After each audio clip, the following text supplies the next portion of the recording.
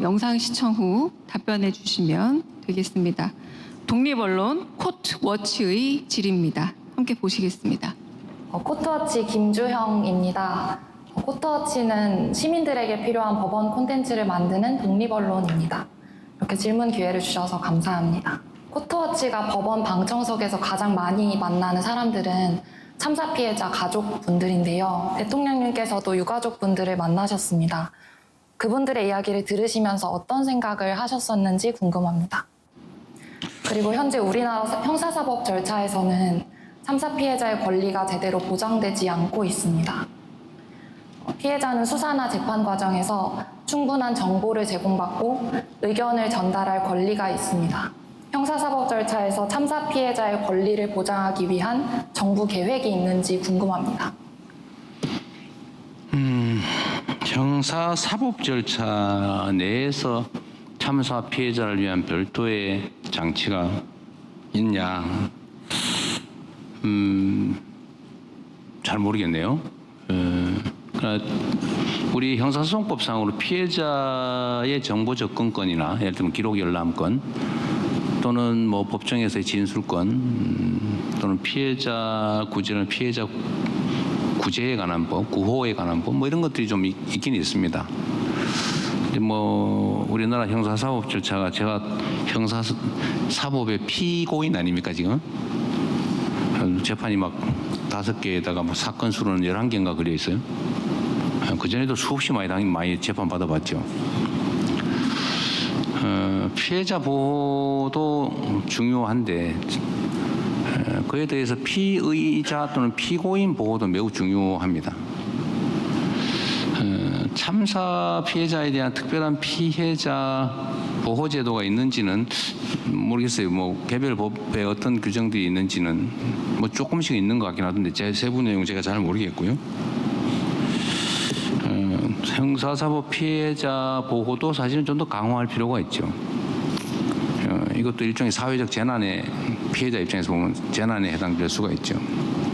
우리가 갑자기 비가 많이 와가지고 엄청 피해를 보면 피해를 일부 복구해 주잖아요. 우리 모두가 당할 수 있는 일이니까. 형사 사건 피해도 비슷한 것 같아요. 예를 들면 우리가 치안이라고 하는 서비스를 제공하는데 그게 좀 충분하지 못해서 모두가 비용은 냈는데 특정이 있는 그 보호망에서 벗어나 가지고 피해를 입죠. 그래서 피해자의 뭐 보상금 뭐 이렇게 일부 있기도 한데 하여튼 뭐 보상금이든 진술권이든 아니면 진실의 접근권이든 뭐 이런 것들이 좀 더 강화될 필요는 있겠다는 생각을 합니다. 피해자 가족에 대해 어떤 생각이 드느냐, 참사 피해자. 제가 이거 누구 흉보는 것 같아서 별로 얘기하기 좀 그런데 대형 참사가 발생하는 게 몇 가지 특성이 있는데 여러분 잘 생각해 보시면 그게 소위 보수 정권에서 주로 발생합니다. 내가 뭐 그쪽 정권을 비난하려고 하는 팩트 왜곡은 아니에요. 근데 그게 약간의 이유가 있습니다. 제가 지금 산재 사고 때문에 계속 얘기를 하는데 뭐 일부에서 그런 얘기하죠. 뭐 대통령이 뭐 산재 사고가 좀 한 번도 아니고 한두 번도 아니고 몇 번째야 저거 뭐 이렇게 지적하는 사람도 있더라고요. 그런데 산업재해 사고를 자세히 제가 매일 모든 사망 사고는 다 보고받고 있는데 그 사고 조금만 신경 썼으면 안 죽었을 사고가 너무 많아요. 특히 추락 사고 뭐 떨어졌다는데 제가 유심히 보죠. 들여다보면 안전대를 설치했나? 아니 통째로 무너졌나? 혼자 떨어졌나?